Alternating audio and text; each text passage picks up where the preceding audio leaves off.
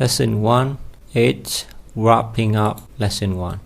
So in this section, you define program goals, learn the value of sub-functions, learn about naming functions to identify them as specific to your application or as general functions to be used over and over again.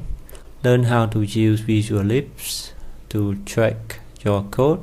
Learn how to load and run a program in WrapUpL1. You are done with this lesson. So your program again to be certain you have the latest revisions. So that's it for part A of lesson 1, wrapping up lesson for lesson 1, designing and beginning the program WrapUpL1.